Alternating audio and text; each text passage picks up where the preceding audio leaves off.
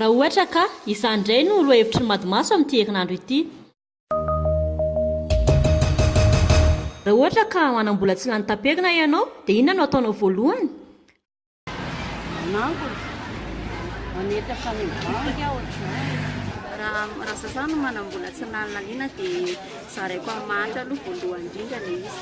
Nefa nety gasy nenay raha manam-bola tsy lany liana dia entiko arasoavana fiarabe lamiko zany entiko anaovana asan'Andriamanitra toa. Manampy ny zazakamoty aloha voalohany indrindra dia izay moa manao besoiniko.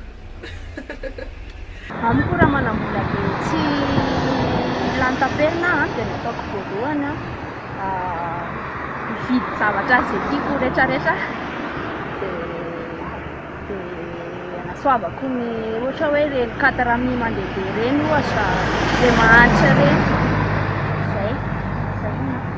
Ary ny ianao? Ny anandray zany tonga dia hoe anangana olona zany tsy hoe tiavila fa mety anazava ohatra hoe anamle mbola toerana malalaka be reny dia anamle amin'izay le hoe toerana mbola tsisy anamle toerana mbola tsy dia misy dia olona zany fa tsy manana asa ny olona dia anasoavana anjely olona ireny zany.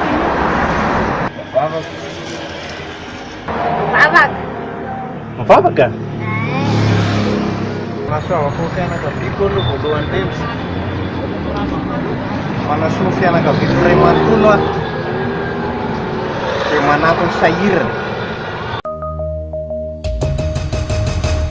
Raha ohatra ka ho foana izao tontolo izao rahampitso dia inona ny zavatra ataonao androany? Dia mivavaka be aho manafina ny fiainako amin'Andriamanitra. Mamonjy ny fanalo bebaka amin'ny fahotana izay natao. Mandeha mivavaka. Dia anaoko mandeha mamonjy ny fanahiko manaradia Andriamanitra dia mifona sy mibebaka tao. Mivavaka be aloha mibebaka be fa sao dia any amin'ny afo be eo. Mivavaka aloha zao ny ataoko voalohany indrindra dia mivavaka mankany an-tranon'Andriamanitra. Mivavaka na tsorapitra fa na mbola any aoriana mbola mila vavaka foana zany. Ny ataoko voalohany raha ohatra tonga farandro dia hanao mivavaka be dia izay.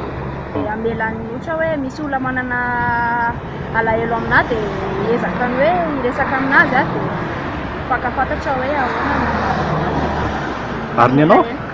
Miezaka mifamela amin'izay manana alahelo zany dia mivavaka e. Mivavaka satria voafaty faty sady misakafo atao vatsin-dalana.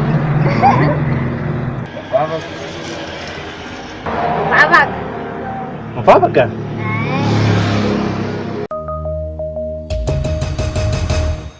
Raha ohatra ka afaka misafidy olona malaza, malagasy na vahiny vonona indray anao any an-tranony dia iza no safidianao? ianareo zao raha za manokana dia rifiny